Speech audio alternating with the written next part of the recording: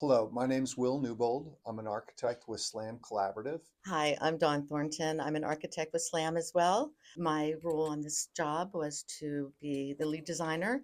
Hello, my name is Ryan Oldak. I'm an architectural designer with the Slam Collaborative. My role early on in the project consisted of helping facilitate the design amongst our team members in coordination with other um, disciplines and our consultants, and currently working on construction administration with EP Guidi and the rest of our Slam team. And I'm Luis Vildostegui. I'm a principal and education practice leader at SLAM. My role on the project as principal in charge is to bring my 30 some years of experience doing education projects nationally and internationally, and to support Dawn and the design team in bringing this vision to life. This came out as an RFP which is a request for proposal. And this is something that we're accustomed to receiving at the beginning of a project. It aligned with the type of work that we do. And so we put together a proposal, came out to the site for a walkthrough. Generally, the process includes a number of different design teams being invited. And so as part of the RFP response and the proposal, we also went through an interview process to get selected on the project. Well, once we were selected, we started to put together some options of what the building could be, what it could look like. We started with some exterior and interior precedent images. We put boards together. We had the staff come in. We also had the young ladies come in, and they would vote using these little sticky notes and what they liked or which ones they didn't like. It's called heat mapping. And that allowed us to get a better understanding of really what the community was looking for. And so that we can move forward and be more focused on a design direction that everybody is aligned with.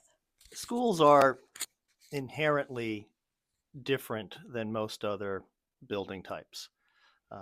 For one, the school communities and the institution is always very self-aware of their values and wants the buildings that they construct, the environments that they create, to be emblematic of those values and to foster the kinds of people, behavior, beliefs that they believe in.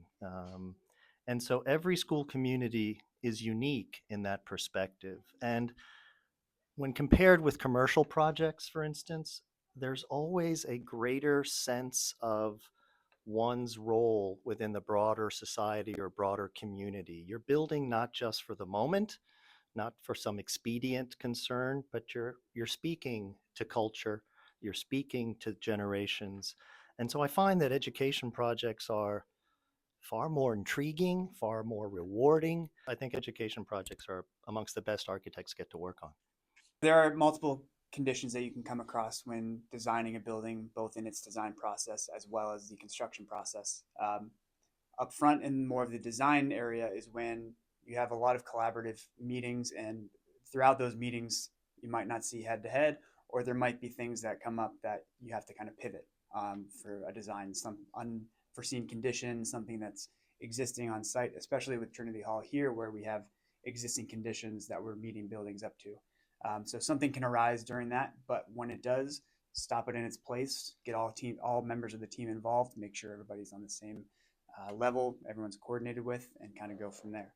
And then down the line, when you have during the construction process, things can arise where products may not be they might not be made anymore, or what we've run into on this, where a certain type of brick was no longer in stock. So small little things where you can pivot based on where you started, but just to make sure that the entire team kind of has their eye on what we still want to achieve is the goal.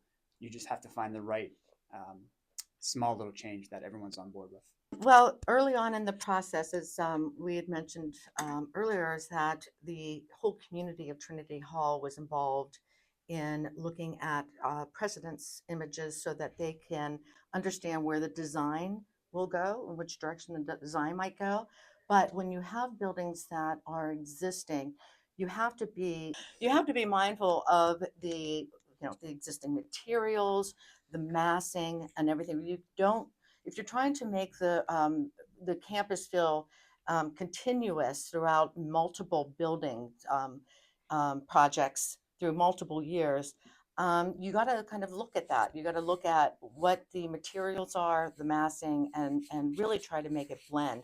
You can add a little bit of flair to it to make it a little bit different, but you still want it to blend. Working with Trinity Hall, we realized that the goal was to kind of make it fit into a campus environment.